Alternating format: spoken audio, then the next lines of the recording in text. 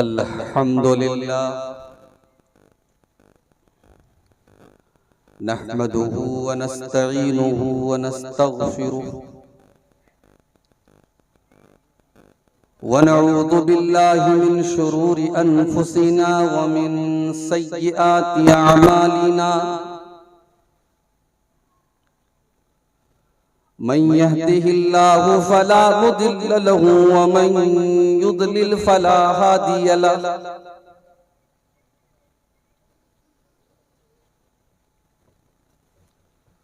व अशहदु अन ला इलाहा इल्लल्लाहु वहदहु ला शरीक लहु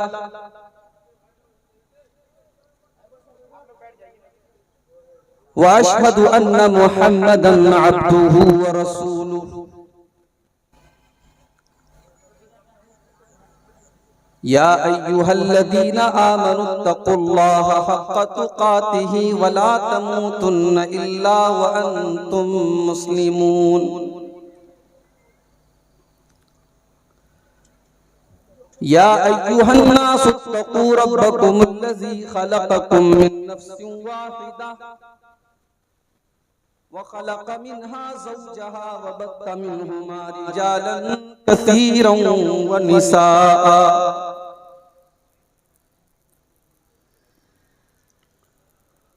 वत्तक़ुल्लाह अल्लज़ी तसाअलून बिही वल अरहाम इन्नल्लाह कान अलैकुम रक़ीबा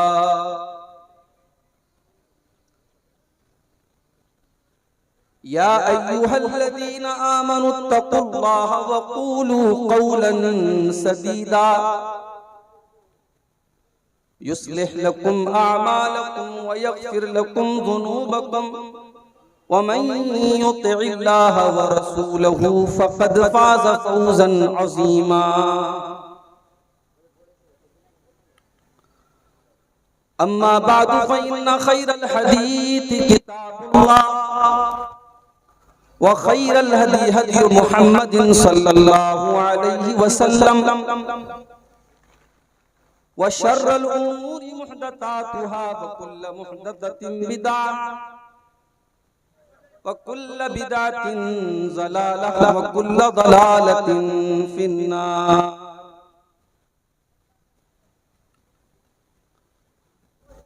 अऊज़ु बिल्लाहि मिनश शैतानिर रजीम बिस्मिल्लाहिर रहमानिर रहीम वक़ालू इत्तख़ज़र रहमानु वलदन सुब्हानहु बल इबादुम मुक्रमून ला यस्बिक़ूनहु बिल क़ौलि व हुम बिअम्रिही यअमलून यअलमु मा बैन अयदीहिम व मा ख़ल्फ़हुम व ला यशफ़ऊन इल्ला लिमन इर्तदा व हुम मिन ख़श्यतिही मुश्फ़िक़ून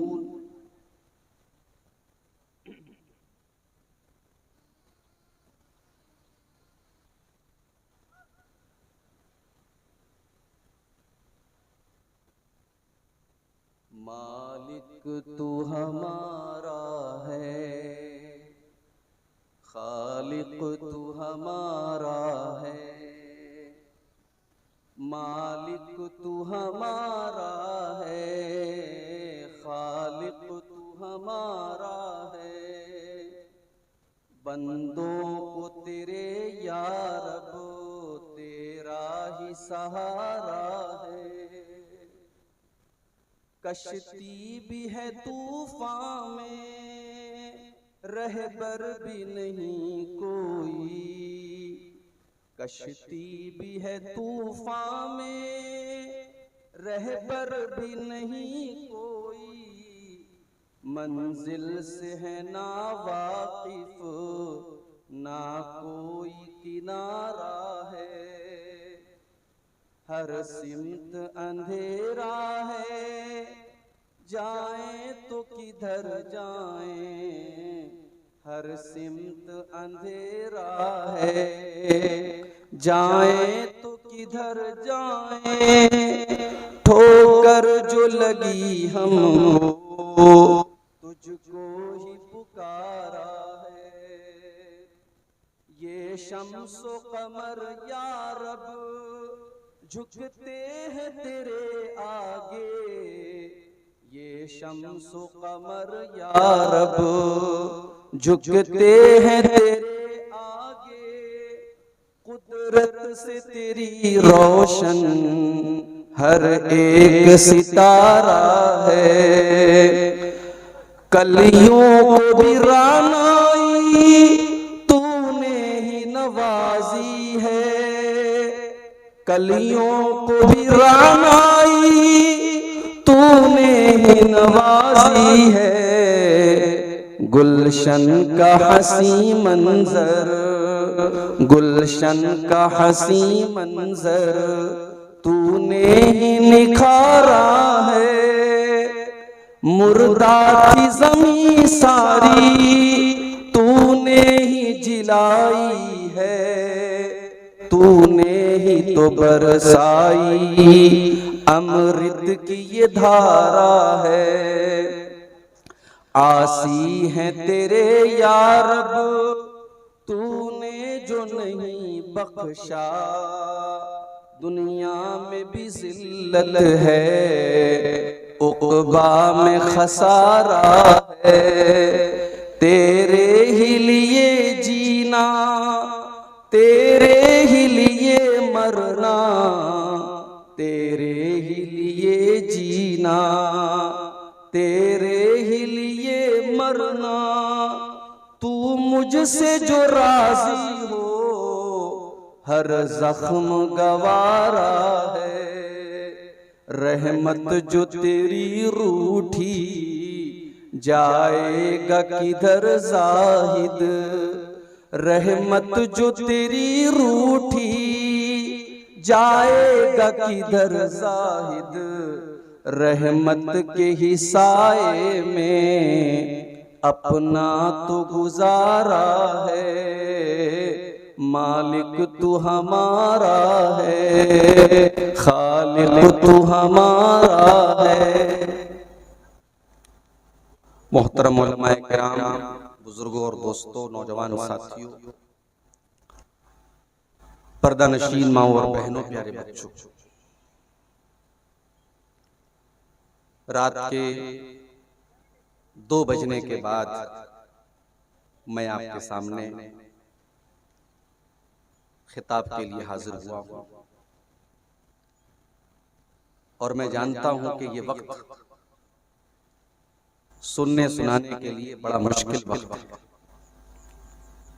आप इशा की नमाज के बाद सिर्फ तकरीरें सुन रहे हैं, आंखों में नींद भरी, बैठे बैठे आप थक भी चुके, लेकिन ये आपके सीमांचल के जलसों का सिस्टम कह लीजिए, जलसे वालों की मजबूरी कह लीजिए कि मुझे अक्सर 1 बजे 2 बजे रात में आप हजरात को परेशान करना पड़ता है। बहुत सारी तकरीरें आपने सुनी, शेख इनामुल हक मदनी साहब का सदारती खिताब भी आपने समाअत फरमाया। कई सियासी लीडरान भी मैंने देखा कि आए थे। कलकत्ता से सोहराब अली साहब का भी खिताब आपने समाअत किया। उसके बाद अभी मुझसे पहले बंगला जुबान के बड़े बेहतरीन खतीब और मुकर्रिर शेख बदरुद्दोजा नदवी साहब हफिज़हुल्लाह का खिताब भी आपने समाअत किया। मेरे भाइयों, दुआ कीजिए अल्लाह ताला मुझे भी हक बात को बयान करने की और आप सबको सुनने की और हम सबको उस पर अमल करने की तौफीक अता फरमाए, आमीन। आज का हमारा जो टॉपिक है बड़ा अहम टॉपिक है। फरिश्ते आप जानते हैं अल्लाह ताला की एक मखलूक है और हमारे और फरिश्तों के बीच में एक बहुत बड़ा डिफरेंस और एक बहुत बड़ा फर्क ये है कि हमें अल्लाह ताला ने मिट्टी से पैदा किया और जिन्नात को अल्लाह ताला ने आग से पैदा किया और फरिश्तों को अल्लाह ताला ने नूर से पैदा किया। एक डिफरेंस तो ये है हमारे और फरिश्तों के बीच में। हम खाकी हैं, हम मिट्टी से पैदा हुए हैं और फरिश्ते नूरी हैं, नूर से पैदा हुए। और फरिश्तों के अंदर एक खास बात और भी है, फरिश्ते गुनाह नहीं करते, फरिश्ते मासूम होते हैं, फरिश्ते अल्लाह ताला की नाफरमानी न करते हैं न कर सकते हैं।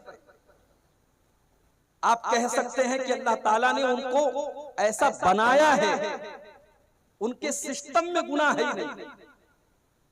ऐसा नहीं कि उनके अंदर सोचने समझने की सलाहियत नहीं, लेकिन अल्लाह ताला ने उनको ऐसा बनाया है वो गुनाह नहीं कर सकते। इसकी दलील क्या है? ये अहले हदीस का स्टेज, जो बात हो दलील के साथ। एक साहब तकरीर कर रहे थे आपके इसी स्टेज पर आज के जलसे में, एक वाकया उन्होंने सुनाया हजरत अलकमा कि वो जो है माँ नाराज हो गई तो मरने के टाइम जब तक माँ को राजी नहीं कर लिया तब तक उनको उनकी मगफरत नहीं हुई। बिल्कुल गलत वाकया है, फर्जी वाकया। भाई आपका स्टेज अहले हदीस का स्टेज है, इस स्टेज का एक वकार है, एक रिस्पेक्ट है, एक सम्मान है। बुझते पारे আমি उर्दू बोलबो, समझ रहे हैं ना? इस स्टेज का एक सम्मान है, एक वकार है मेरे भाई, वो वकार हमेशा कायम रहना है। अभी किसी प्रोग्राम में मैंने सुना कि एक ऐसे मुकर्रिर को बुलाया जा रहा है जिन्होंने हमारे हिंदू मजहब के एक उनके देवता कह लीजिए या उनके भगवान कह लीजिए, श्री राम जी की तारीफ में उन्होंने एक बहुत बड़ा भजन पढ़ा है, सुना होगा आपने इंटरनेट पर। ये सीमांचल के मुसलमानों को और सीमांचल के अहले हदीसों को क्या हो गया है मेरे भाई? आप अपने स्टेज पर ऐसे लोगों को दावत दे रहे हैं। अभी कोलासी में मैं आज दोपहर में ठहरा हुआ था हमारे एक दोस्त के घर पे, वहां कुछ लोग आए, अहले हदीस की मस्जिद में उन्होंने डेरा डाला है कई दिन से। मालूम ये हुआ कि साहब वो घर बार छोड़ के बाल बच्चों को छोड़ के आए हैं, तबलीग कर रहे हैं। अब वो तबलीग करने के लिए आए हमारे दोस्त के घर पे, कहा कि भाई आप नमाज पढ़ते कि नहीं? कहा मैं पढ़ता हूँ। बोले तो नमाज सबको पढ़ना चाहिए। बोले हम लोग निकले हैं 10 घरों को हम नसीहत करेंगे, 10 घर वालों को हम समझाएंगे। हमने कहा भाई ये 10 की रट क्यों लगाओ? अगर 9 घरों को समझाओगे तो क्या गुनाह होगा? 11 को समझाओगे तो क्या गुनाह? ये 10 की गिनती क्या आसमान से उतरी है? बोले 10 घर को समझाना है। मैंने कहा मस्जिद में क्या कर रहे हैं आप? बोले फजाइल अमाल पढ़ रहे हैं। मैंने कहा आपको मालूम है फजाइल अमाल में बहुत सारी मौजू रिवायतें हैं, बहुत सारे मनगढ़ंत वाक़यात। क्या हम लोग इतने यतीम हो गए, अहले हदीस इतने यतीम हो गए, उनकी मस्जिदों में कुरान का दर्स नहीं होगा, हदीस का दर्स नहीं होगा, फजाइल अमाल का दर्स होगा? तो कहने लगा मैं भी अहले हदीस में मनसाई करने वाला। मैंने कहा तुम अहले हदीस कभी हो ही नहीं सकते। तो ये सीमांचल में हम इतने कमजोर हो चुके हैं ईमान और अकीदे और मनहज के एतबार से कि हमारे स्टेज पर जो भी आ जाए हम उसको फौरन अपने स्टेज की जीनत बना लेते हैं। मौजू रिवायतें भी बयान हो रही हैं, किस्से कहानियां भी बयान हो रहे हैं, और ऐसे ऐसे मुकर्रिरों को बुलाया जा रहा है जो यानी कुफरिया बातें कह चुके हैं और गैरुल्लाह की तारीफ में भजन तक गा चुके हैं। हम उनको मुकर्रिर के तौर पे अपने जलसों में ला रहे हैं। कहीं कहीं सुना मैंने कि बड़ी बड़ी कीमतें देकर और बड़े बड़े पैसे देकर के बड़े बड़े शायरों को बुलाया जाए। भाई मुशायरा करा लो ना, क्या जरूरत है जलसा कराने? एक साहब कहने लगे मौली साहब आवाम की बड़ी डिमांड रहती है, हमारी नहीं चलती। मौली साहब कहने लगे हमारी नहीं चलती। मैंने कहा कल आवाम की डिमांड होगी कैटरीना कैफ को लाओ, तो तुम कैटरीना कैफ को लाओ। परसों आवाम की डिमांड होगी शाहरुख खान को लाओ, तो आप शाहरुख खान को लाए। भाई आवाम की डिमांड तो हमेशा यही रहेगी, जो चल रहा है, जो अच्छा लग रहा है उसको बुलाओ। मेरे भाई ये जलसा है, ये दीनी प्रोग्राम है, इसकी अजमत को बरकरार रखिए। स्टेज पर उलमा को दावत दीजिए, तकरीर करना, दीन की बातें बयान करना, दीन सिखाना, ये हर हैरे गैरे नथु खैरे का काम नहीं है। जो इस स्टेज पे आके तकरीर करता है वो आपका टीचर है, और टीचर हर किसी को नहीं बनाया जाता। टीचर ऐसे इंसान को बनाया जाता है जो उस सब्जेक्ट का माहिर हो, और दीन के माहिर उलमा है। आप अपने स्टेज पर उलमा को दावत दें, ये मेरी आपसे बहुत बड़ी गुजारिश है। तो फरिश्तों की और हमारे बीच में 2 डिफरेंस है। एक तो ये कि फरिश्ते गुनाह नहीं करते, और दूसरा डिफरेंस ये है कि फरिश्ते नूर से पैदा हुए। अब इसकी दलील क्या है कि फरिश्ते गुनाह नहीं करते? कुरान मजीद का 28वां पारा उठाइए, अल्लाह तबारक व तआला फरमाता है या अय्युहल्लज़ीना आमनू कू अनफुसकुम व अहलीकुम नारा। ऐ ईमान वालों, अपने आप को और अपने घर वालों को जहन्नम की आग से बचाओ। जहन्नम की आग पेट्रोल से नहीं जलेगी, डीजल से नहीं जलेगी, कोयले से नहीं जलेगी। वक़ूदुहन्नास वल हिजारा, जहन्नम की आग के ईंधन तो इंसान और पत्थर होंगे। वो इंसानों से जलेगी, वो पत्थरों से जलेगी। अलैहा मलाइकतुन गिलाजुन शिदादुन ला यासूनल्लाह मा अमरहुम। और जहन्नम के जो दारोगा होंगे, जहन्नम के जो मैनेजर होंगे, जहन्नम के जो केयर टेकर होंगे, वो फरिश्ते होंगे और वो बड़े सख्त होंगे, वो बड़े मजबूत होंगे। ला यासून अल्लाह मा अमरहुम, वो अल्लाह ताला के किसी हुक्म की नाफरमानी नहीं करेंगे। यही दलील है कि फरिश्ते अल्लाह की नाफरमानी नहीं करते, फरिश्ते मासूम। अब कुछ फरिश्ते ऐसे होते हैं जिनको रहमत का फरिश्ता कहा जाता है। तो आज की तकरीर में इंशाअल्लाह हम ऐसी कुछ चीजें आपके सामने बयान करेंगे कि अगर वो काम हमने किया तो हमारे लिए रहमत के फरिश्ते उतरे। ये कोई मामूली बात है भाई? हम ऐसा काम करें कि फरिश्ता उतर करके हमको दुआ दे। फरिश्ता कोई मामूली चीज नहीं है, ये अल्लाह की बड़ी बेहतरीन मखलूक है। 1400 साल पहले मक्का के काफिर ये कहा करते थे, फरिश्ते तो अल्लाह की बेटियां हैं। अल्लाह ने कुरान में फरमाया वक़ालू इत्तख़ज़र रहमानु वलदा, ये कहते हैं कि अल्लाह ताला ने फरिश्तों को अपनी बेटी बनाया है। फरिश्ते अल्लाह ताला की बेटी हैं। सुब्हानहू, ऐ जालिमों, इतना बड़ा बुहतान अल्लाह ताला के ऊपर न लगाओ। अल्लाह ताला इन बातों से पाक है। बल इबादुम मुकरमून, फरिश्ते तो अल्लाह ताला के बड़े बेहतरीन बंदे हैं, बड़े मुअज़्ज़ज़ बंदे हैं, बड़े सम्मानित बंदे हैं। ला यस्बिक़ूनहु बिलक़ौल, फरिश्ते कभी अल्लाह ताला के हुक्म के आगे अपनी बात नहीं रखते, अल्लाह ताला से पहले कोई बात नहीं बोलते। वहुम बिअम्रिही यअमलून, और फरिश्ते वही करते हैं जो अल्लाह ताला उनको हुक्म देता है। यालमु मा बैन अयदीहिम व मा खल्फहुम, और फरिश्तों के आगे और पीछे की सारी जानकारी अल्लाह ताला को है। वला यशफऊन इल्ला लिमन इर्तदा, और फरिश्ते कल कयामत के दिन शफाअत भी करेंगे। अल्लाह के बहुत सारे बंदों के हक में वो शफाअत करेंगे, उनको जन्नत में डलवाएंगे, मगर ये भी अल्लाह के हुक्म से करेंगे, सबके लिए वो नहीं करेंगे। वहुम मिन खशियतिही मुशफिकून, और फरिश्ते अल्लाह ताला से हमेशा डरते रहते हैं। अच्छा, आप लोगों ने कभी फरिश्ता देखा है क्या? किसी ने देखा हो तो जरा हाथ उठाए भाई। देखा है किसी ने? नहीं देखा। लेकिन आजकल YouTube पर कुछ ऐसे, क्या पता, ये तो यूट्यूबर जो होते हैं ना, चैनल वाले, कुछ भी कर सकते हैं। अब इनको तकरीर का अगर टॉपिक देना हो फरिश्तों का, तो ये कोई बना देंगे वीडियो में, कोई थंबनेल में लगा देंगे कि फरिश्ता है।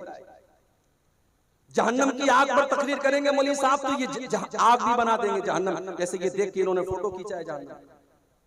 जन्नत का तस्करा करेंगे मौलवी साहब, हूर का जिक्र करेंगे, ये खूबसूरत लड़कियों की तस्वीर लगा देंगे। ये यूट्यूबर है भाई, इनके लिए 100 गुना माफ है, कुछ भी कर सकते हैं। याद रखो मेरे भाई, जन्नत जहन्नम फरिश्ते, इनका ताल्लुक गैब से। गैब मतलब इनविजिबल थिंग्स हैं, हमें नजर नहीं आती, अदृश्य हैं, हम देख नहीं सकते। हमने जन्नत को देखा नहीं, हमने जहन्नम को देखा नहीं, तो जिस चीज को हमने देखा नहीं उसका फोटो हम नहीं बना सकते, उसकी वीडियो हम नहीं बना सकते। इसलिए उलमा ने लिखा है कि जहन्नम की आग का भी कोई खाका बनाना, कोई पेंटिंग बनाना, कोई फोटो बनाना सही नहीं है। जहन्नम की आग नॉर्मल आग की तरह नहीं है। फरिश्तों का फोटो बनाना, और बाज लोग समझते हैं फरिश्तों को पर होता है तो पर भी बना देते हैं। हमारे बनारस में मुहर्रम के महीने में एक ताजिया निकलता है। ताजिया जानते कि नहीं आप? तो ताजिया एक निकलता है, उसका नाम है बुराक। बुराक किस चीज को बोलते हैं भाई? बुराक उस सवारी का नाम है जिस सवारी के ऊपर बैठ करके अल्लाह के प्यारे नबी ने मेराज का सफर किया। अब वो बुराक की जो सवारी थी, हदीस में सिर्फ इतना आया है कि बुराक की सवारी खच्चर से थोड़ी ऊंची थी, गधे से थोड़ी नीची थी। अब इन कमबख्तों ने क्या किया, एक ताजिया बनाया, उसका नाम बुराक रखा। और आप यूट्यूब पर, इंटरनेट पर, गूगल पे सर्च कर लें, बुराक का ताजिया बनारस का आपको मिल जाएगा। बाकायदा एक खूबसूरत लड़की की कसर लगा हुआ है और दोनों तरफ पर लगा हुआ है, इन्होंने बुराक का ताजिया बनाया। ये मुसलमान कर रहा है। तो बुराक भी किसी ने देखी नहीं है, बुराक की भी इमेज इन्होंने बना ली। तो फरिश्तों को हमने देखा नहीं है, फरिश्ते हमें नजर नहीं आते, ये अलग बात है। अल्लाह ताला अपनी कुदरत से कभी किसी फरिश्ते को दिखा दे। बाद सहाबा ने हजरत जिब्रील को देखा था इंसानी शक्ल में, पॉसिबल है, मगर आमतौर से हम फरिश्तों को देखते नहीं। मक्का के काफिरों ने मर्तबा अल्लाह के नबी से ये भी डिमांड की थी, वक़ाल अल्लज़ीना ला यरजूना लिक़ा अल्लाह लौला उन्ज़िला अलैनल मलाइकतु औ नरा रब्बना।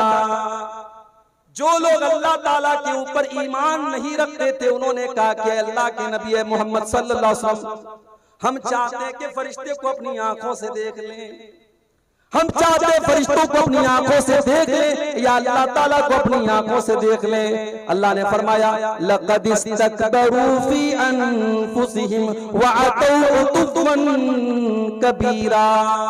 ये मक्का के काफिर, ये बहुत बड़े मुतकब्बिर हैं, घमंडी हैं, अहंकारी हैं, ये गुरूर कर रहे हैं, ये अल्लाह के नबी से कैसी कैसी डिमांड कर रहे हैं। और उसके बाद अल्लाह ने फरमाया यौमा यरौनल मलाइकता ला बुशरा यौमइज़िल लिल मुजरिमीन।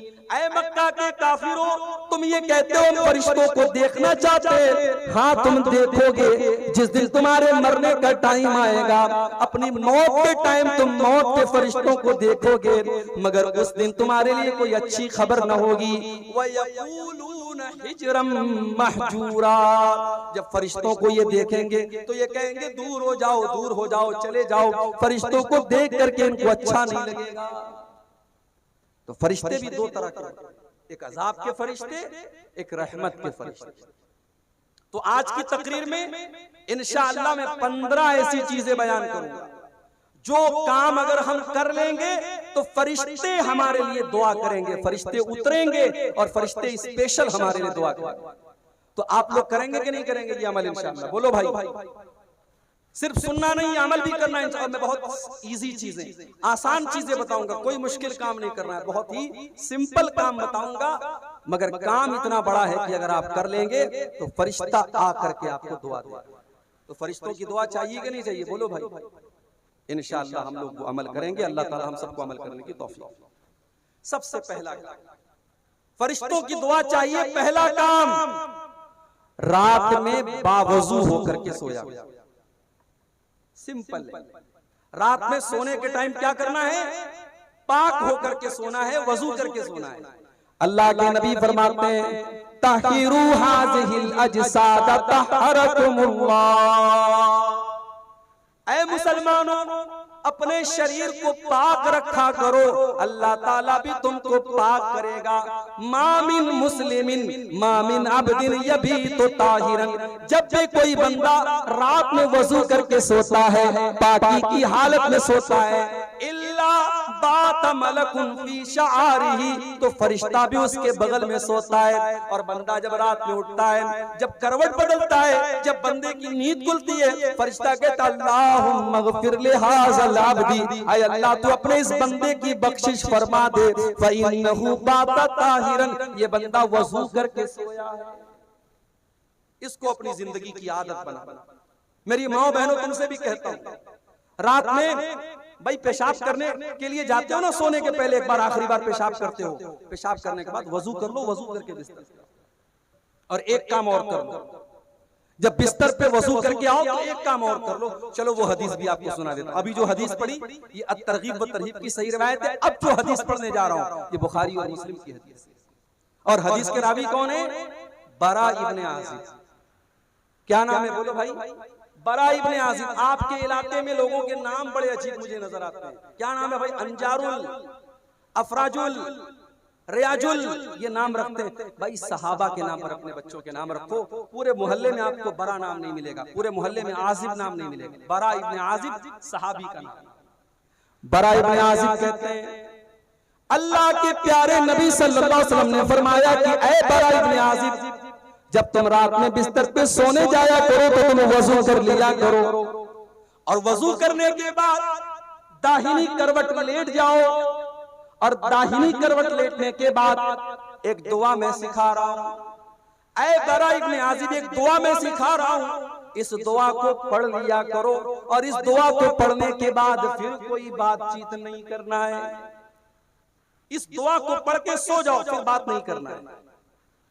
अब बात नहीं करना है तो किसी से बात नहीं करना है। वो मोबाइल पे रात में जो लगे रहते हैं उनसे भी कह रहा हूं, किसी से बात नहीं करना है। आखिरी काम ये करके सोना है, ये दुआ पढ़ के सोना है। क्या दुआ है? बड़ी प्यारी दुआ है, इसको याद कर लो मेरे भाई।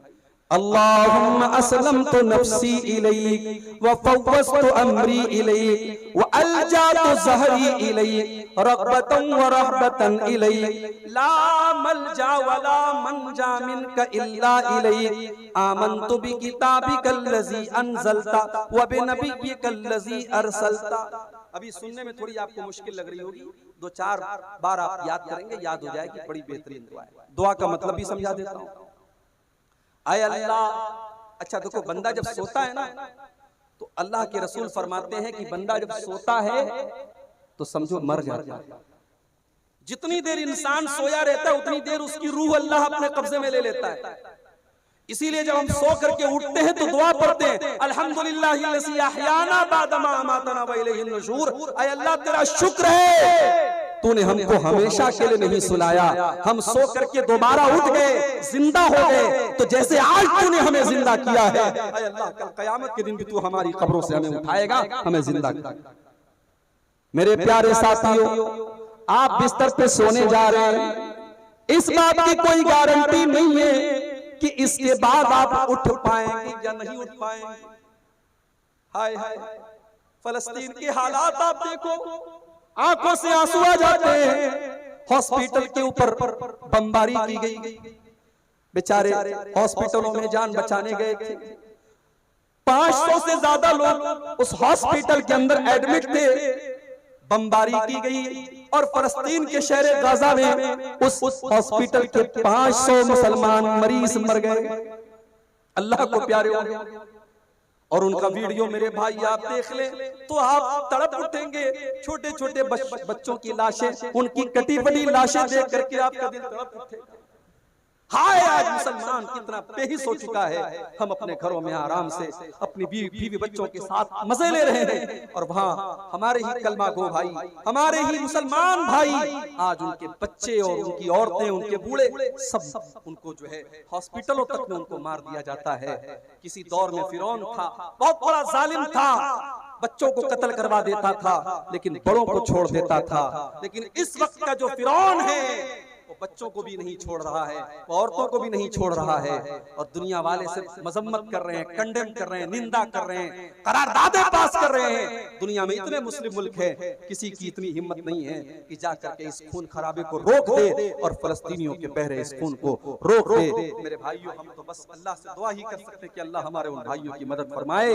मेरे भाइयों, हम और आप बिस्तर पे सोने जाते हैं तो ये उस उम्मीद में जाते हैं कि सुबह सो करके उठेंगे, मगर फलस्तीन का हमारा मुसलमान भाई जब सोता है तो इस बात की कोई गारंटी नहीं होती कि रात में न जाने कौन सा हमला होगा और कौन सा रॉकेट आएगा और कौन सा मिसाइल आएगा और उनके पूरे घर को तबाह कर देगा और उनकी लाश बिछ जाएगी। मेरे भाइयों, उनके घरों के मलबे के आगे बैठकर एक 8 साल के बच्चे ने आयतल कुर्सी पढ़ी है। वो वीडियो भी देख करके हमें हैरत होती है कि उस कौम के बच्चे आज भी अल्हम्दुलिल्लाह उन्होंने अपने घर को खोया है, अपने माँ बाप को खोया है, अपनी जानें गंवाई है, मगर अपना ईमान नहीं खोया है। हमें अल्लाह की जात से पूरा यकीन है उन मासूम बच्चों की जानें बेकार नहीं जाएंगी, उन शहीदों का खून बेकार नहीं जाएगा, और एक दिन अर्ज़े फलस्तीन उन जालिमों के पंजे से नजात पाएगी और मस्जिद अक्सा उन जालिमों के पंजे से आजाद होगा इंशाअल्लाह। मेरे भाइयों, हम बिस्तर पे सोने जा रहे हैं, ये दुआ पढ़ रहे हैं कि ऐ अल्लाह,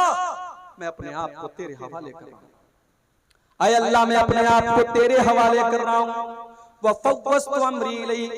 ऐ अल्लाह, मैं अपना सब कुछ तेरे सुपुर्द करके सोने जा रहा हूँ। वो अलजातु ज़हरी इलैक, ऐ अल्लाह मैं तेरी तरफ पीठ लगा करके सोने जा रहा हूँ।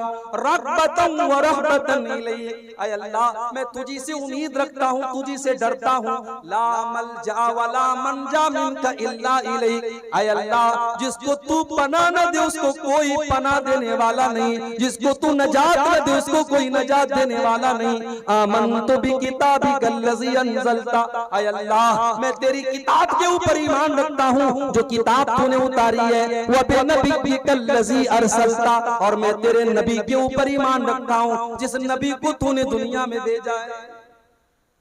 ये दुआ सिखाई आपने और कहा कि है बरा रात में बिस्तर पे सोने जाओ, वजू करके आओ, दाहिनी करवट लेट जाओ, ये दुआ पढ़ो और इसको अपनी आखिरी बात बना लो। इसके बाद बातचीत मत करो।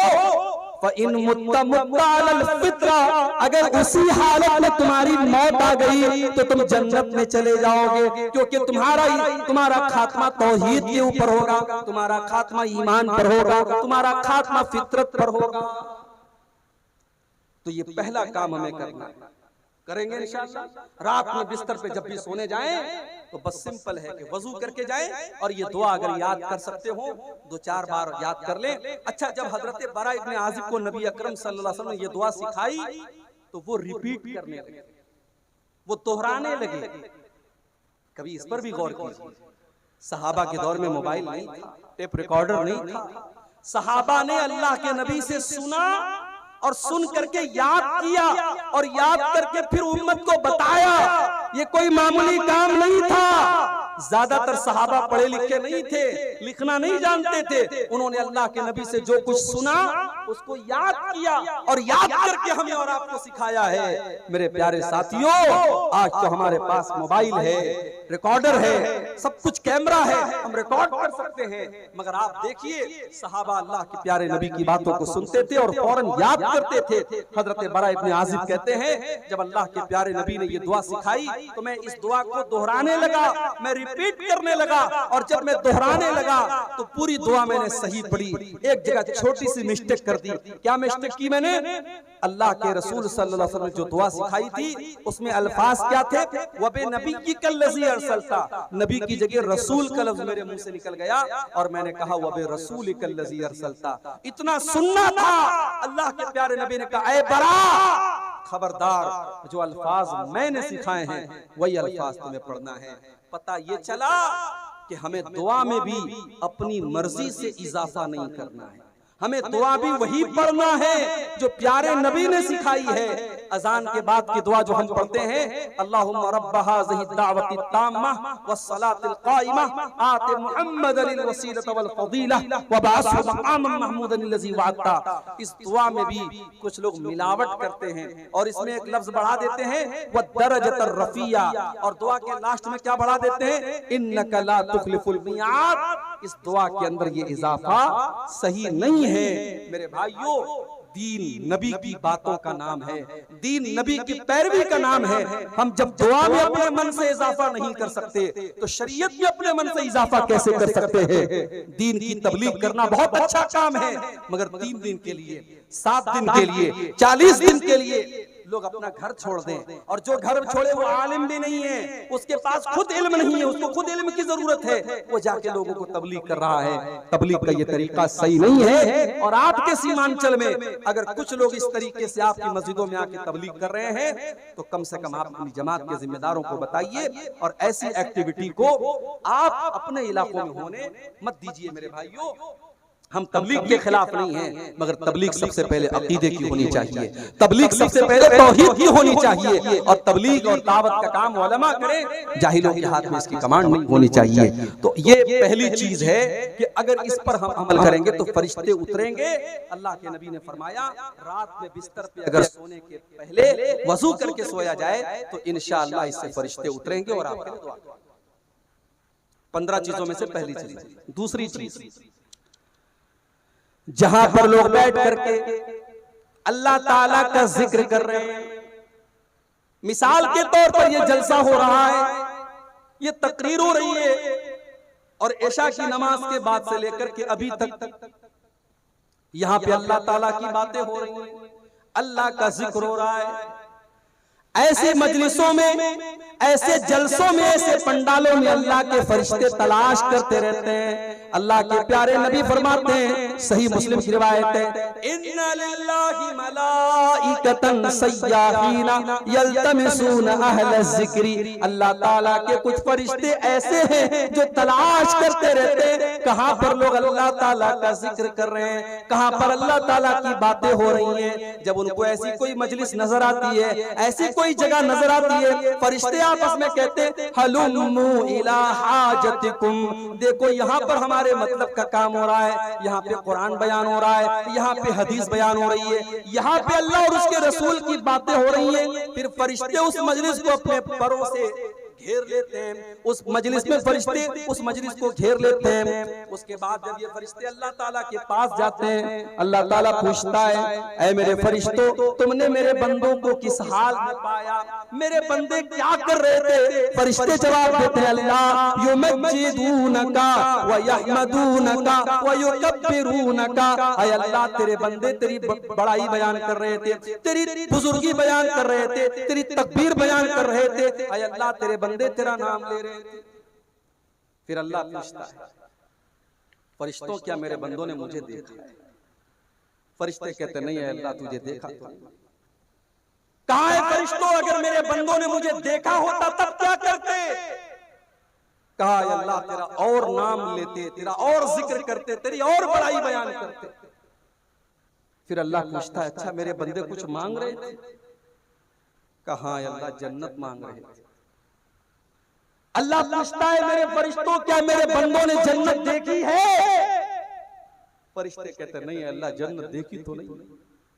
कहा अगर जन्नत देख लेते तो क्या करते? कहा अगर जन्नत देख लेते तो ऐ अल्लाह और ज्यादा जन्नत का सवाल करते, और ज्यादा जन्नत में जाने की कोशिश करते।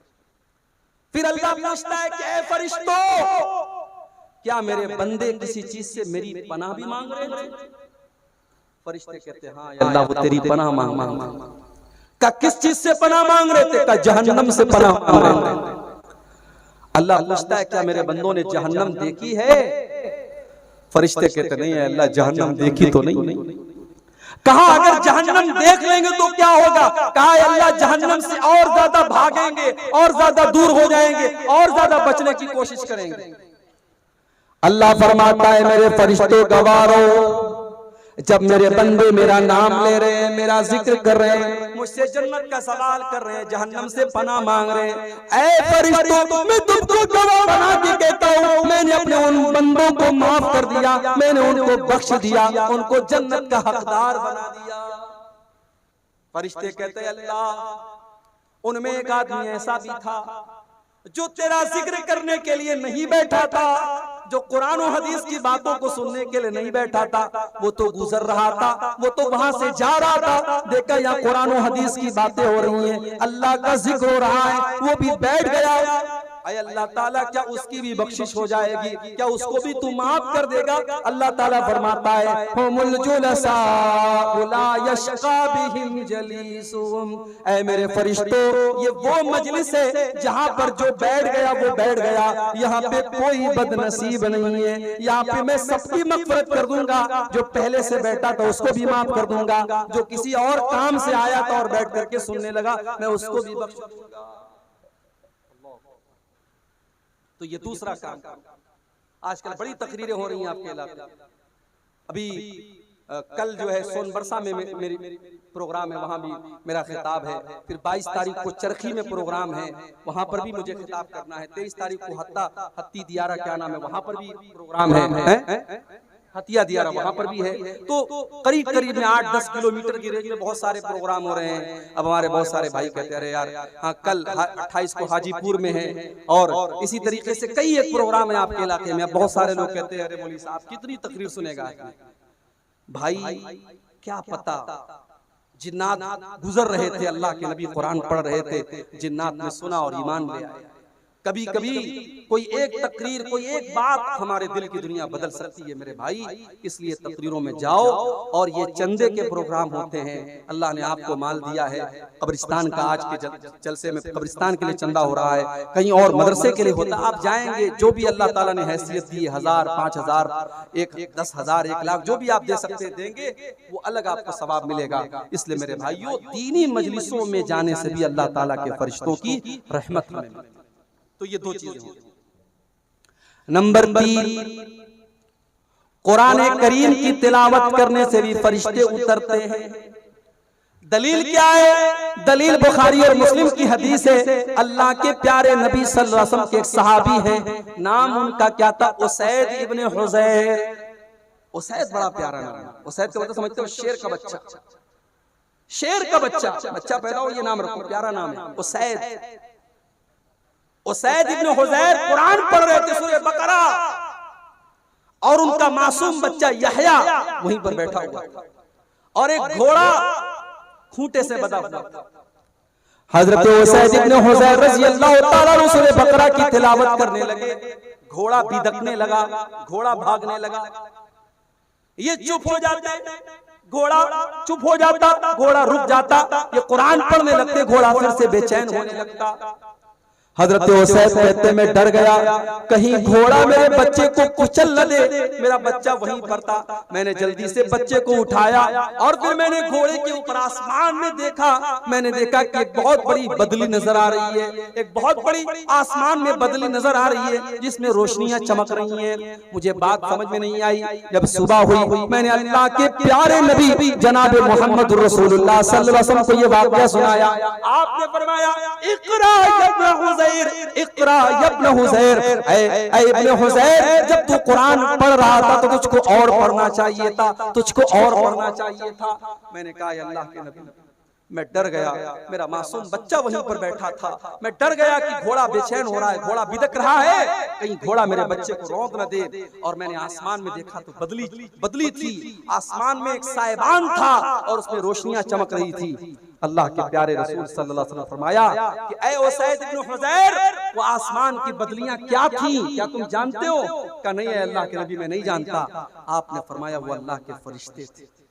जब तुम कुरान पढ़ रहे थे, अल्लाह के फरिश्ते तुम्हारी कुरान की तिलावत को सुन रहे थे, और अगर तुम पढ़ते रहते तो फरिश्ते सुनते रहते, और सुबह हो जाती तो फरिश्तों को आम लोग भी देख लेते। अगर तुम पढ़ते रहते तो फरिश्ते वहां पर बैठ करके तुम्हारी तिलावत की आवाज सुनते रहते। पता ये चला कि जब हम कुरान पढ़ते हैं तो कुरान पढ़ने से भी फरिश्ते उतरते हैं, और फरिश्ते हमारी कुरान की तिलावत को सुनते हैं।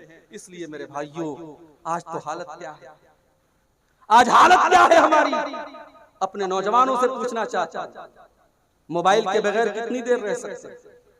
मोबाइल स्विच ऑफ हो जाए, बैटरी खत्म हो जाए, तो नौजवान ऐसा बेचैन हो जाता है जैसे परिंदे का पर कतर दिया जाए। जब तक मोबाइल में चार्जिंग ना हो जाए, मोबाइल ऑन ना हो जाए, और ये पता न चल जाए मेरे स्टेटस को कितने लोगों ने देखा, मेरे फेसबुक की पोस्ट को कितने लोगों ने लाइक किया, कितने लोगों के मिस कॉल आए, कितने लोगों के मैसेज आए, तब तक नौजवान को चैन नहीं मिलता। मेरे नौजवान भाइयों, कभी सीने पर हाथ रख करके ये भी देखो और गौर करो, आखिरी बार आपने कुरान कब उठाया?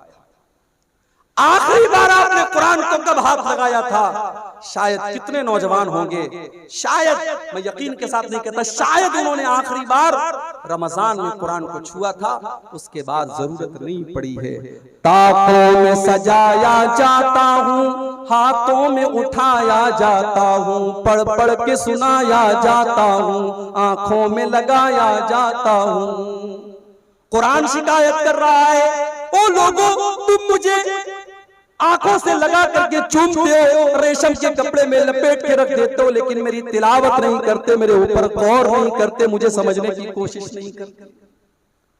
मेरे प्यारे साथियों, आपका कोई दोस्त आपको मैसेज करे और आप मोबाइल में उसके मैसेज को इग्नोर कर दें, उसके मैसेज को नजरअंदाज कर दें, आपका दोस्त आपसे नाराज हो जाएगा, तूने मेरे मैसेज को देख करके क्यों इग्नोर कर दिया? ये कुरान भी तो अल्लाह ताला का मैसेज है, ये कुरान भी तो अल्लाह ताला का पैगाम है। हमारे घर में कुरान रखा हुआ है। मेरी माँ बहनों, मेरे भाइयों, हम 5 मिनट भी 24 घंटे में कुरान के लिए नहीं निकालते। कितने बड़े जालिम हैं। दूसरों को जालिम बाद में कहो, पहले ये सोचो हम कितने बड़े जालिम हैं। कुरान के साथ हमने कितनी नाइंसाफी की है।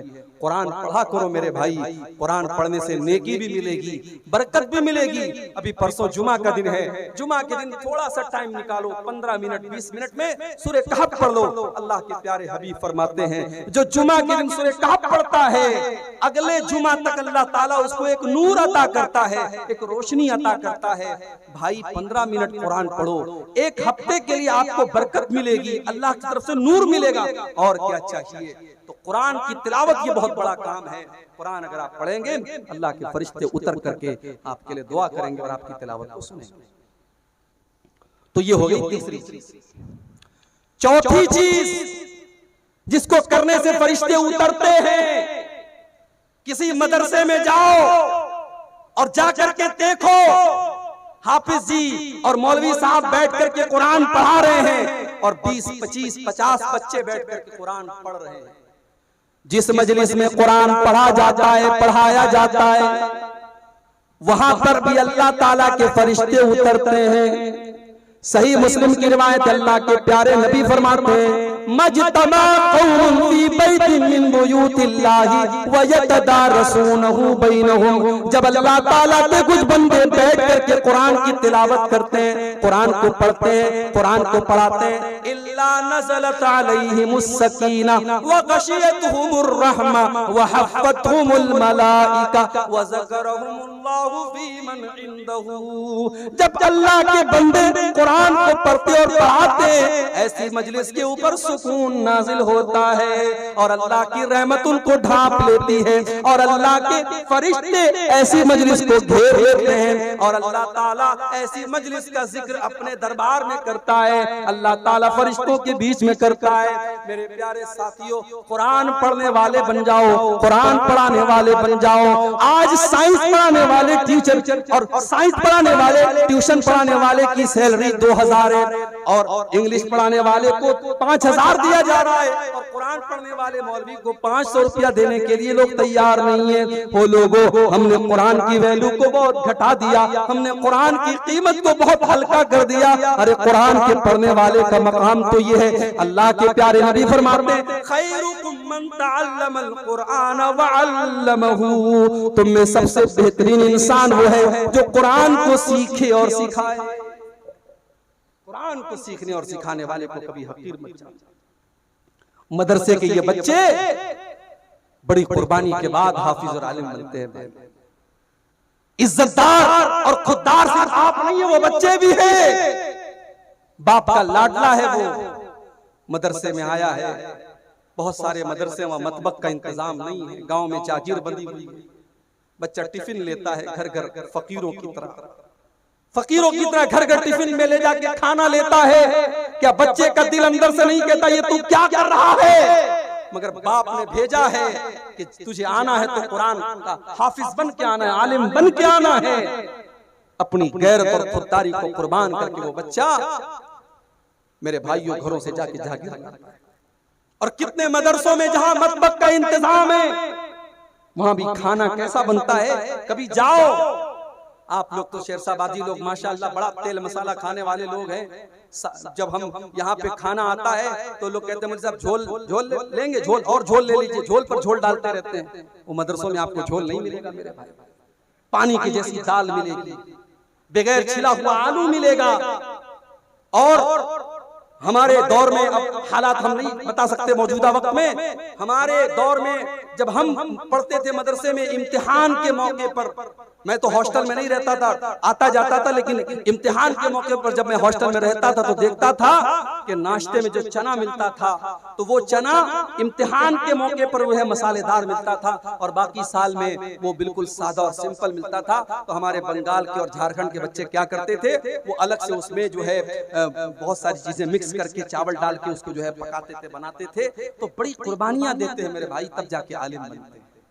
इसलिए कुरान के इन हाफिजों की कदर करो, इन आलिमों की कदर करो, इनको हकीर मत समझो मेरे भाई। आपकी नजर में ये हकीर होंगे। कितने मदरसे हैं बेचारे, निजामिया मदरसे वाले मुझे लोग बताते हैं मौलवी साहब 5000 तनख्वाह है, महंगाई के इस दौर में एक लेबर, एक मजदूरी करने वाले की भी डेली की उसकी मजदूरी कम से कम 400-500 रुपया है मेरे भाई। 5000 रुपया महीने पर ये मौलवी काम करता है। और कितने मदरसों में ये मुदर्रिस अपनी तनख्वाह जब तक खुद चंदा करके न लाए तब तक बेचारे को तनख्वाह नहीं मिल सकती। मदरसे का मैनेजमेंट कर जाओ, अपनी तनख्वाह खुद लेकर के आओ, वो बेचारा दौड़ धूप करके चंदा करके लाता है, तब ये मदरसे चलते हैं। बड़ी कुर्बानियों से ये मदरसे चल रहे हैं मेरे भाई। कुरान पढ़ाया जा रहा है, कुरान पढ़ा जा रहा है वहाँ। इन मदरसों को हकीर मत जानो मेरे भाई। अल्लाह के प्यारे नबी फरमाते हैं, खैरुकुम मन तअल्लमल कुरान व अल्लमहु, तुम में सबसे बेहतरीन इंसान वो है जो कुरान को सीखता और सिखाता है। कितनी चीजें होंगी? 4 चीजें होंगी। नंबर 5, पांचवा ऐसा अमल जिसके करने पर फरिश्ते उतरते हैं। बहुत सिंपल काम बता रहा हूं। रात में बिस्तर पे सोने जाओ तो आयतल कुर्सी पढ़ लिया करो। आयतल कुर्सी अगर आप बिस्तर पे सोने के टाइम पढ़ेंगे तो क्या होगा? आइए वो हदीस भी आपको सुना देता हूं। अबू हुरैरा रज़ी अल्लाह ताला अन्हु फरमाते हैं, अल्लाह के प्यारे हबीब ने मुझे सदक़े फित्र के गल्ले की रखवाली का जिम्मेदार बनाया। इसका मतलब यह हुआ कि सहाबा के दौर में सदक़े फित्र गल्ला में दिया जाता था। इसलिए पैसे में, जो उलमा कहते हैं पैसे में दिया जाए, पैसे में दिए जाने की गुंजाइश हो सकती है, मगर अफजल और बेहतर ये कि गल्ले में दिया जाए। तो गल्ला 2-3 दिन पहले ही आ जाता था और हजरत अबू हुरैरा उस गल्ले की रखवाली करते थे। वो कहते हैं कि एक दिन मैंने रात में देखा कि एक चोर आया और अनाज की बोरी में से, गल्ले की बोरी में से अनाज निकालने लगा। मैंने हाथ पकड़ा, मैंने कहा क्या कर रहा है? उसने कहा भाई मैं मजबूर आदमी हूं, मेरे बच्चे भूखे मर रहे थे, मैं बड़ी मजबूरी में ये अनाज निकाल रहा हूं। हजरत अबू हुरैरा को तरस आ गया, कहा अच्छा चला जा, आइंदा ये काम मत कर। चला गया। दूसरा दिन फिर आया, हजरत अबू हुरैरा कहते फिर वही चोर चोरी करने के लिए आया और गल्ले में से अनाज निकालने लगा बोरी में से। मैंने फिर हाथ पकड़ा और मैंने कहा कि आज मैं तुझे नहीं छोड़ूंगा, मैं तुझे अल्लाह के रसूल के पास लेके जाऊंगा। उसने कहा छोड़ दीजिए, बहुत मजबूरी थी, मैंने बहुत मजबूरी में ये कदम उठाया है, मैं ऐसा नहीं करना चाहता था, मेरे बच्चे भूखे मर रहे हैं इसलिए मैं आया। हजरत अबू हुरैरा को तरस आ गया, कहा अच्छा ठीक है जाओ। तीसरे दिन फिर वही चोर आया और फिर हजरत अबू हुरैरा ने उसका हाथ पकड़ा और कहा बेटा आज तो तुझको नहीं छोड़ूंगा, आज मैं जरूर अल्लाह के रसूल के पास तुझको लेके जाऊंगा। उस चोर ने कहा अबू हुरैरा अगर आप मुझे छोड़ दें तो मैं आपको एक बहुत कीमती बात बताने वाला हूं। कहा बताओ क्या बात है? कहा अबू हुरैरा जब आप रात में बिस्तर पे सोने जाएं तो आयतल कुर्सी पढ़ लिया करें। जब आप आयतल कुर्सी पढ़ के सोएंगे ला यक़रबुका शैतानुन, तो कोई शैतान आपके करीब नहीं आएगा। वलन यज़ाला अलैका मिनल्लाहि हाफ़िज़ुन, और रात भर अल्लाह ताला की तरफ से एक फरिश्ता आकर के आपकी हिफाजत करता रहेगा। फरिश्ता आकर के आपकी हिफाजत करेगा। हजरत अबू हुरैरा ने कहा अच्छा चलो ठीक है, तुमने इतनी पॉइंट की बात बताई, चलो छोड़ दिया उसको। सुबह हुई, अल्लाह के प्यारे नबी के पास आकर के पूरी बात बताई। आपने फरमाया अबू हुरैरा क्या तुम्हें पता है वो चोर कौन था? कहा कि अल्लाह के नबी मैं नहीं जानता।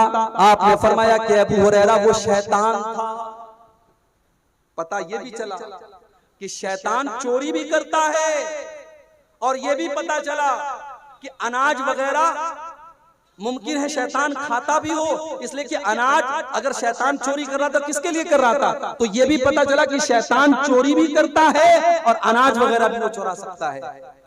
और अल्लाह के नबी ने कहा कि सदक़ का वो हुआ कज़ूब, अबू हुरैरा वो है तो शैतान है बहुत बड़ा झूठा, मगर जो बात तुमको बताई है बिल्कुल सही बताई है। आयतल कुर्सी अगर तुम पढ़ लोगे तो अबू हुरैरा शैतान तुम्हारे करीब नहीं आएगा।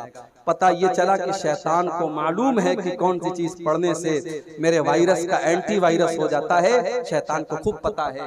जैसे अजान देने से शैतान भाग जाता है, उसी तरीके से यहाँ अल्लाह के रसूल ने फरमाया कि आयतल कुर्सी अगर आप रात में बिस्तर पे सोने के टाइम अगर पढ़ लेंगे तो शैतान दूर हो जाएगा और अल्लाह की तरफ से फरिश्ता उतरेगा। और फरिश्ता क्या करेगा? वो रात भर आपकी हिफाजत करेगा। तो ये भी एक बहुत बड़ा अहम काम है मेरे भाइयों। अगर इस काम को हम करेंगे तो अल्लाह ताला का फरिश्ता उतरेगा। और आगे बढ़िए। नंबर 6, छठी चीज, अगर कोई इंसान ईमान वाला है और अपने ईमान के ऊपर वो डटा रहता है, अपने ईमान से कभी कॉम्प्रोमाइज नहीं करता है, चाहे उसको धमकी दी जाए, चाहे उसको लालच दिया जाए, वो ईमान के ऊपर डटा रहता है, तो ऐसे इंसान के ऊपर भी अल्लाह ताला के फरिश्ते उतरते हैं। इन्नल्लज़ीना क़ालू रब्बुनल्लाहु सुम्मा इस्तक़ामू ततनज़्ज़लु अलैहिमुल मलाइकतु अल्ला तख़ाफू वला तहज़नू।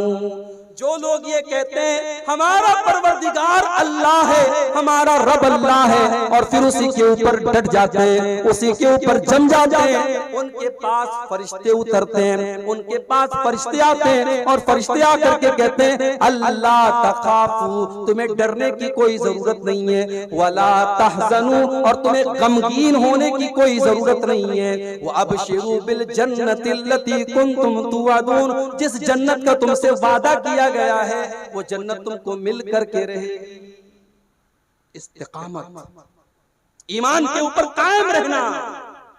आज तो कितनी मुसलमान लड़कियां हैं, प्यार और मोहब्बत का डोरा किसी ने डाला, उसी के साथ भाग गई, फरार हो गई। इससे कोई मतलब नहीं वो मुसलमान है, वो गैर मुस्लिम है, वो क्या है। इश्क और मोहब्बत का चश्मा लग गया आंखों पे, माँ बाप की न इज्जत नजर आई, न खानदान की इज्जत नजर आई, न अल्लाह का दीन नजर आया, मोहब्बत के नाम पे सब कुछ बेच दिया। मेरी प्यारी माँ और बहनों, आज इस पर भी हमें गौर करने की जरूरत है।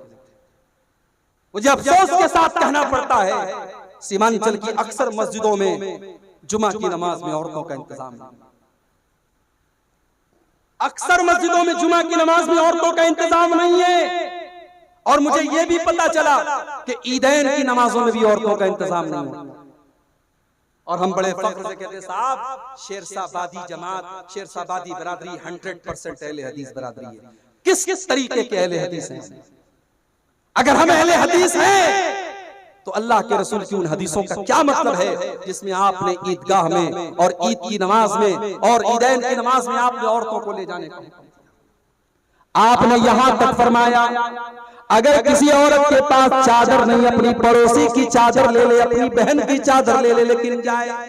आपने यहां तक फरमाया अगर औरत पीरियड में, औरत अगर हैज की हालत में, तब भी वो ईदगाह में जाएगी, नमाज नहीं पढ़ेगी, नमाज से दूर रहेगी, मगर जब इमाम साहब दुआ करेंगे तो दुआ में शामिल रहेगी। इतनी ताकीद है, आपने अपनी औरतों को ईद और बकरीद की नमाज से महरूम कर दिया। जुमा की नमाज में औरतों का इंतजाम क्यों नहीं है? अगर आप एक फ्लोर मस्जिद बनाते, क्या वो 2 फ्लोर नहीं बन सकते? अगर आपकी मस्जिद में 500 लोगों का इंतजाम है, क्या उसमें एक रूम औरतों के लिए नहीं बन सकता? आप चाहेंगे तो सब कुछ हो सकता है। और जिस दिन आपने मस्जिदों में औरतों का इंतजाम कर दिया और औरतें पाबंदी से जुमा की नमाज में आने लगी, मैं गारंटी देता हूं, लिख के देता हूं, आपके इलाकों की तस्वीर बदल जाएगी। ये जलसे जो होते हैं ना, इन जलसों में तकरीर लोग इंटरटेनमेंट और मनोरंजन के तौर पर सुनते हैं, लेकिन जुमा का जो खुतबा होता है आधा घंटे का, 40 मिनट, उसमें सारी पब्लिक सुनने के लिए आई है। वहां कोई बैठ करके सुरती नहीं खा रहा है, कोई खैनी नहीं खा रहा है, कोई चाय नहीं पी रहा है, कोई पान नहीं खा रहा है, वहां सारे लोग बावजू होकर के बैठे हैं, गौर से सुन रहे हैं। जुमा की नमाज में अगर आपने औरतों का इंतजाम रख दिया, साल में 50 जुमा का खुतबा होता है, 52 जुमा का खुतबा होता है, आपके घर की औरतें 52 तकरीर सुनेंगी, 52 तकरीर सुनेगी, उनके दीन में इजाफा होगा, उनके इल्म में इजाफा होगा।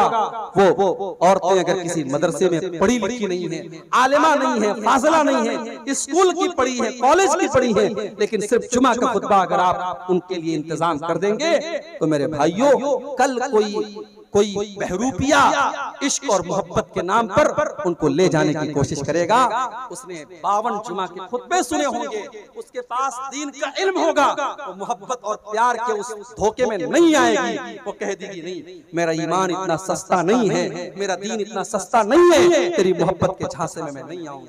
आज अगर हमारी कौम की बेटियां ये कदम उठा रही हैं, मुझे कहने दीजिए कहीं ना कहीं उसके जिम्मेदार हम और आप हैं। हमने अपनी औरतों को दीन की तालीम नहीं दी है। तो ये बहुत बड़ी चीज है। कि आप अपने घर की औरतों को दीन की तालीम दें, उनको बताएं कि दीन क्या है, उनको बताएं कि ईमान क्या है, और उसके बाद वो अपने ईमान पर डटने वाली बनेगी। हमने तारीख में सुमैया रज़ी अल्लाह अन्हा का वाक़या पढ़ा है। सुमैया कौन है? अम्मार की माँ है, यासिर की बीवी है। उनको अबू जहल ने बांधा हुआ है तपती रेत पर, और खुले आसमान के नीचे सूरज दहक रहा है, और हजरत सुमैया को बांधा हुआ है। और अबू जहल कहता है, सुमैया अगर तूने मोहम्मद का दीन न छोड़ा, अगर तूने इस्लाम न छोड़ा, तो सुमैया तेरे शौहर के सामने, तेरे जवान बेटे के सामने मैं तुझे नंगा कर दूंगा। अल्लाह, एक माँ के लिए इससे बढ़ के तकलीफ की बात क्या होगी मेरे भाई? एक माँ को अगर उसके जवान बेटे के सामने नंगा कर दिया जाए, बेलिबास कर दिया जाए, एक माँ के लिए इससे बढ़ के तकलीफ की बात क्या? ऐ सुमैया तेरे ईमान का क्या कहना, ऐ सुमैया तेरे इस्तिकामत का क्या कहना?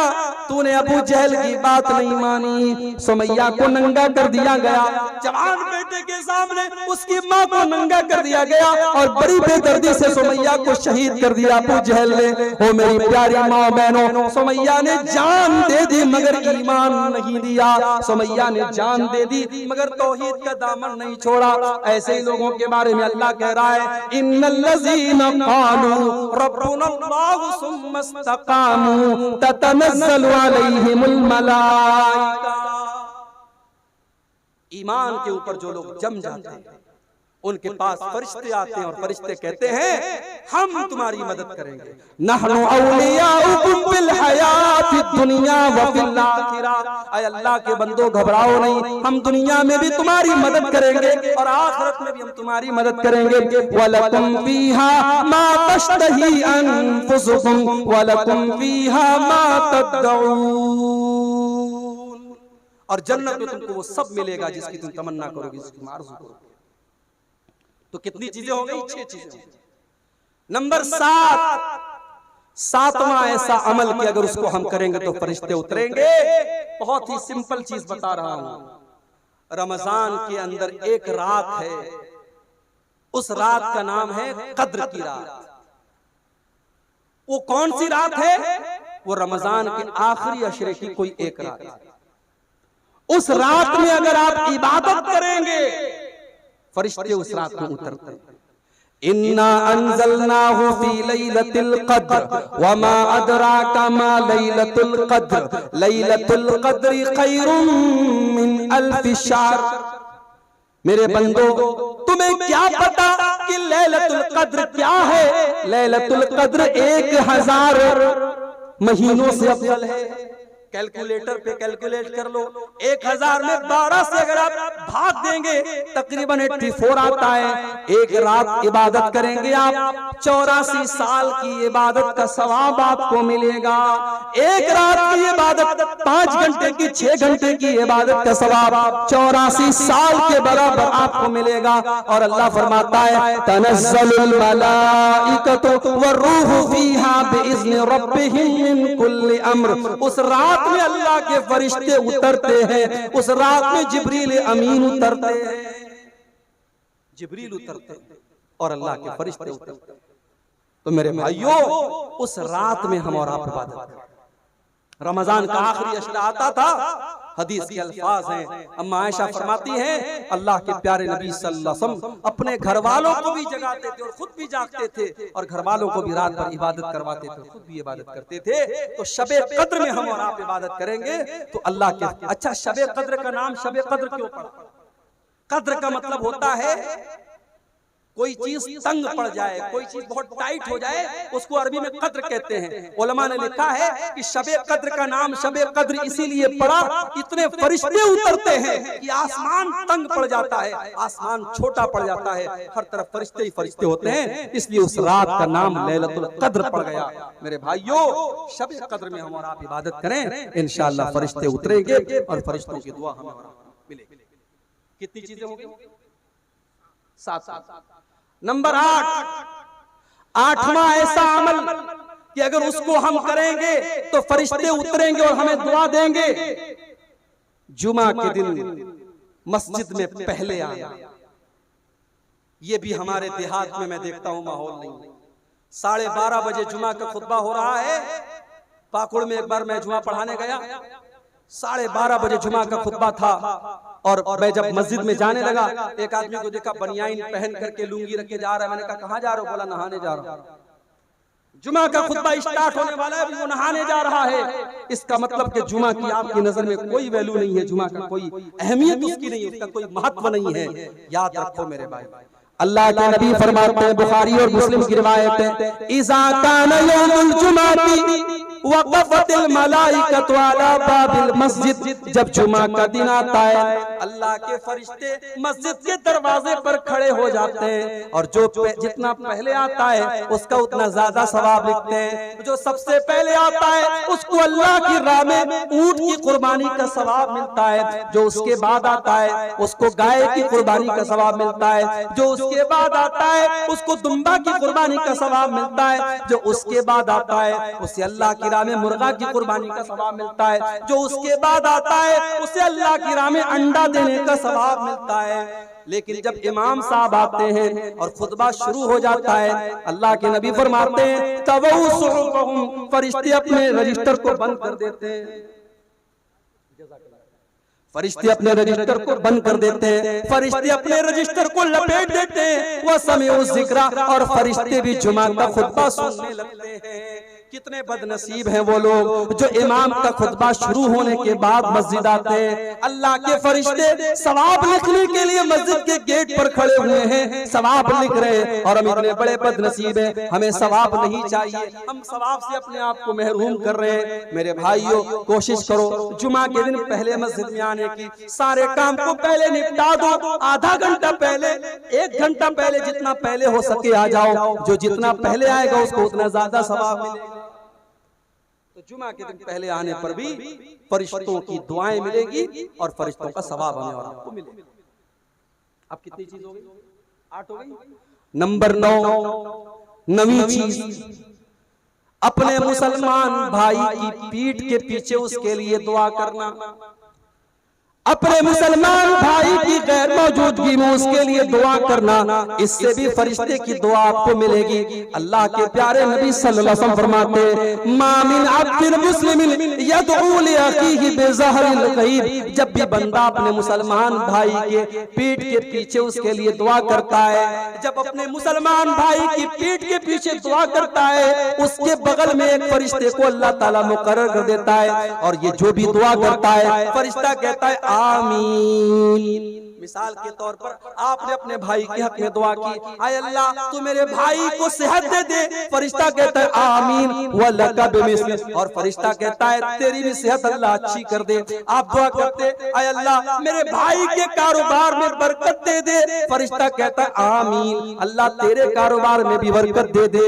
मेरे प्यारे साथियों, जिस दुआ पर फरिश्ता आमीन कह दे और फरिश्ता भी उस दुआ में शामिल हो जाए, सोचो उस दुआ की अहमियत कितनी ज्यादा है। अपने मुसलमान भाई की पीठ के पीछे उसके लिए दुआ किया, सामने से नहीं, या तो सामने से हो रही है, सामने से लोग दुआ करवाते हैं, पीठ पीछे, वो सामने नहीं है, मौजूद नहीं है, पीठ पीछे अगर आप दुआ करेंगे तो अल्लाह के प्यारे नबी सल्लल्लाहु अलैहि वसल्लम ने फरमाया कि उस दुआ का की बरकत ये होगी कि फरिश्ता आपके लिए दुआ करेगा।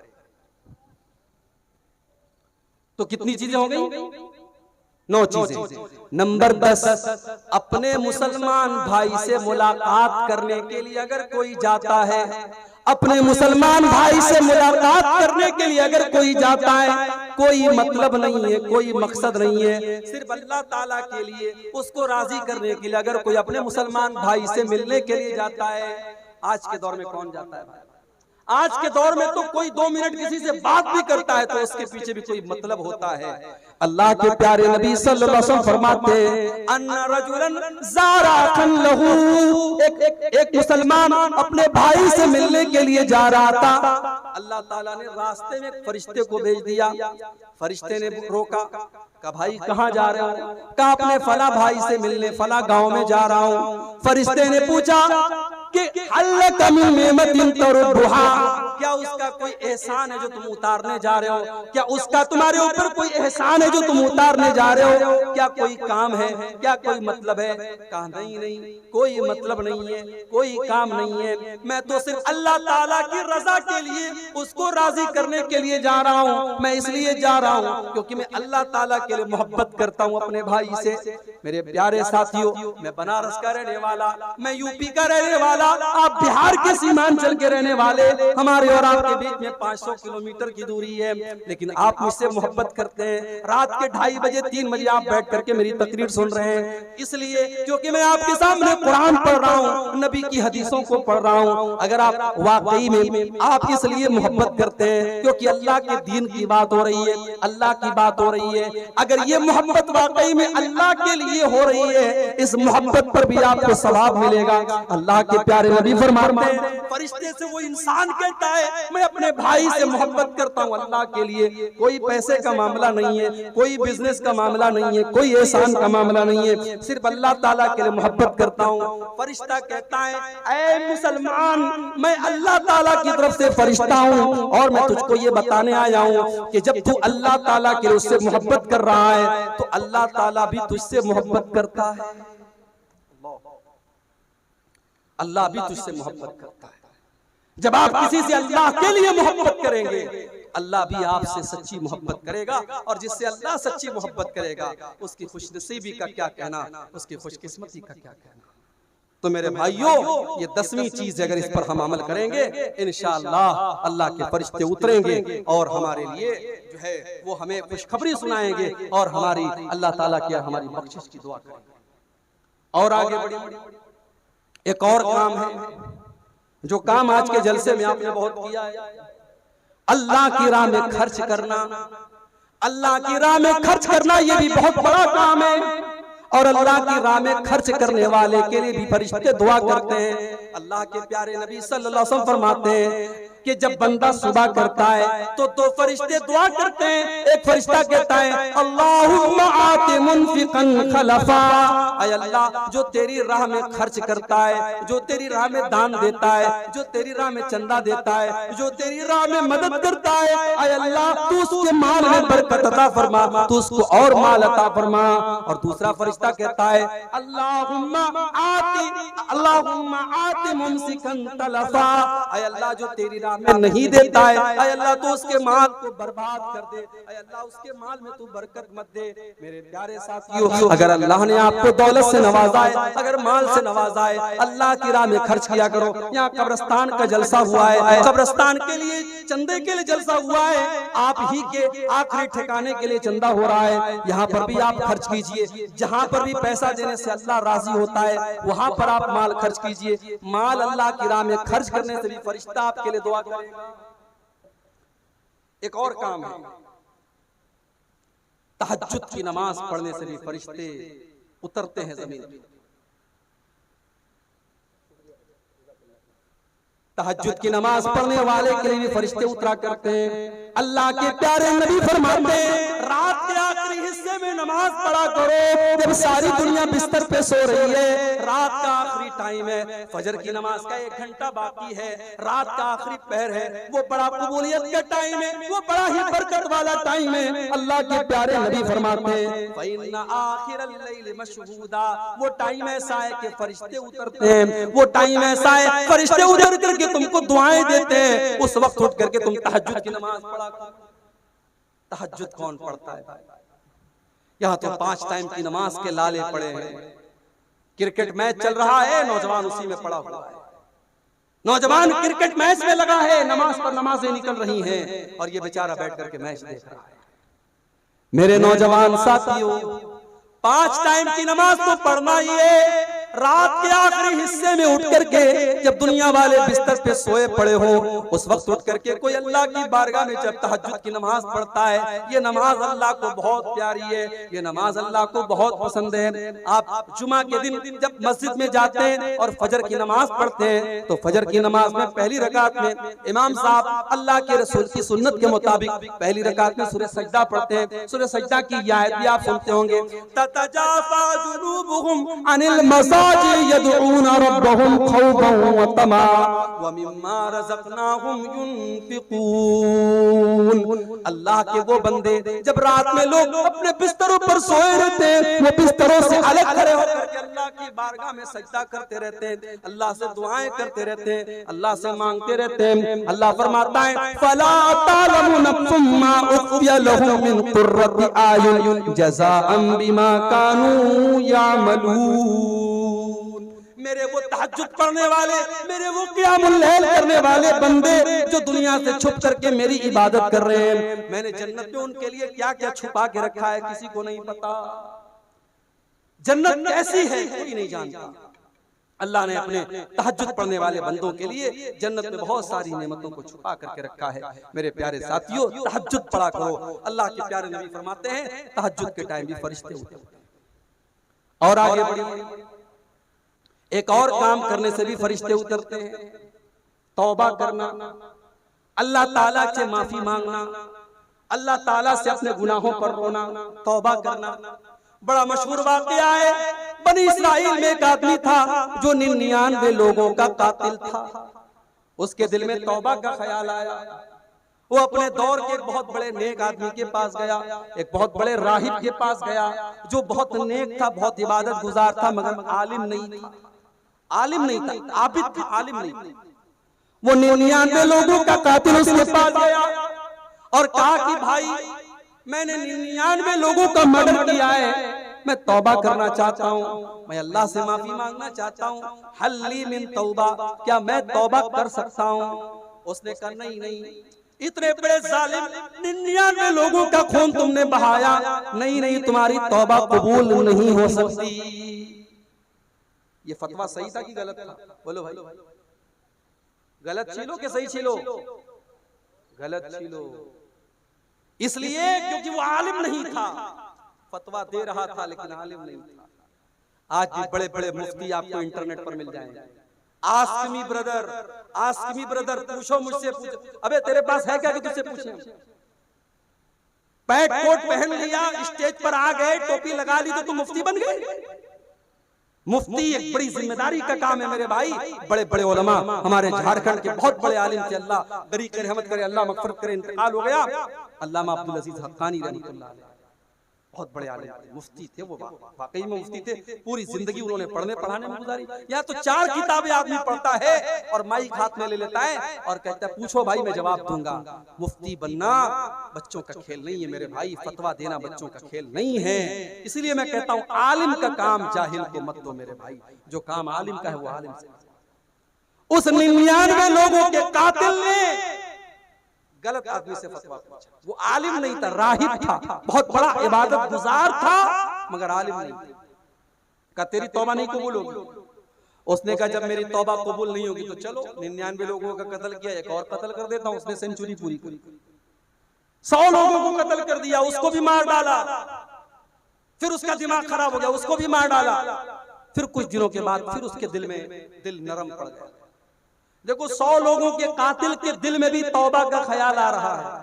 इसलिए हमारा कोई भाई अगर गलत काम कर रहा है तो ये ना सोचे कि मैं तौबा करूंगा तो मेरी तौबा कबूल होगी कि नहीं, मैं तो सुधर नहीं सकता। अरे अल्लाह से सच्ची तौबा करो। जितना भी बड़ा गुनहगार है, जितना भी बड़ा शराबी है, बदकार है, अल्लाह से सच्ची तौबा कर लो, अल्लाह माफ। 100 लोगों का कत्ल करने के बाद उस डाकू के दिल में तौबा का ख्याल आया। उसने फिर पता किया कि सबसे बड़ा आलिम कौन है। उस दौर के सबसे बड़े आलिम के पास गया, उससे जाकर के कहा कत्ल तो मियत नफ्स, मैंने 100 लोगों का कत्ल किया है, मैं 100 लोगों का कातिल हूं, मैं तौबा करना चाहता हूं। फहल्ली मिन तौबा, क्या मेरी तौबा कबूल होगी? अब आलिम था, आलिम सही फतवा दे रहा है। उसने कहा मैं यहूलु बैनका व बैन रब्बिका, अगर तू तौबा करना चाहता है, अगर तू अल्लाह से माफी मांगना चाहता है, तो कौन है जो तेरे बीच में और अल्लाह के बीच में रुकावट बन सकता है? तू बेशक तौबा कर ले, अल्लाह तेरी तौबा को जरूर कबूल करेगा। उसने कहा तुम तौबा कर लो, तुम्हारी तौबा कबूल होगी।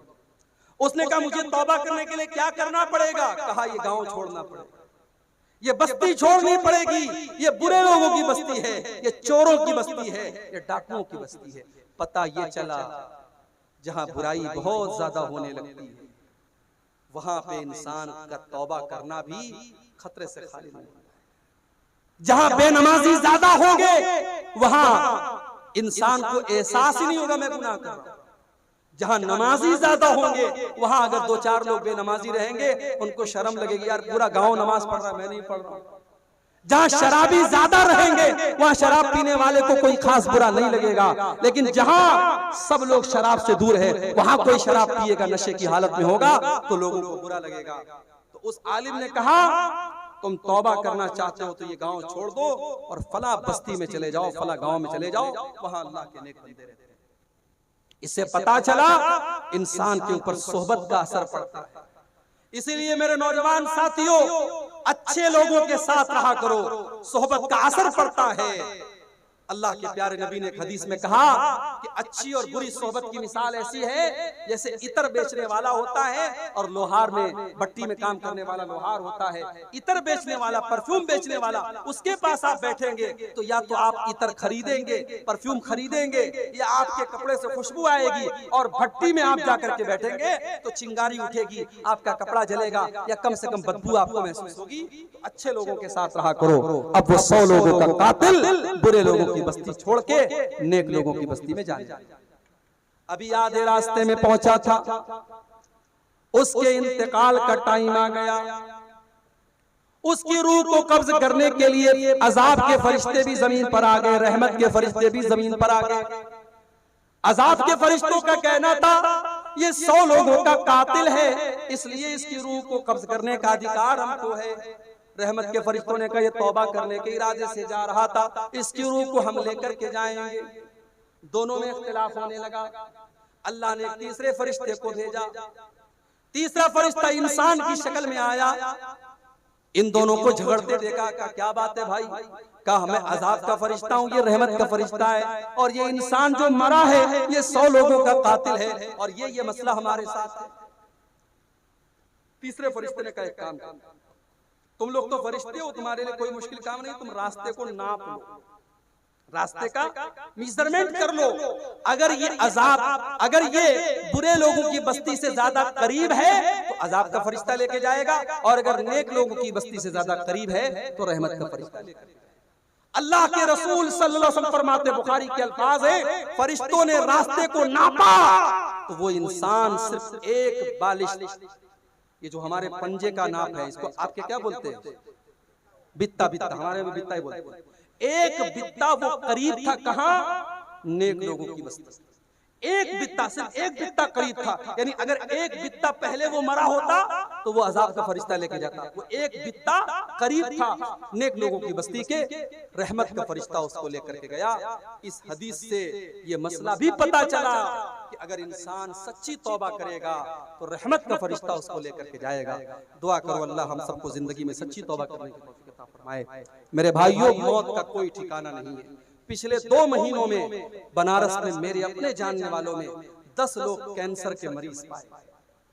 10 लोग कैंसर के मरीज पाए गए, और कैंसर का मर्ज इतना खतरनाक है कि जिस मरीज को पता चल जाए कि मुझे कैंसर है वो बेचारा तो आधा तो वैसे ही मर जाता है।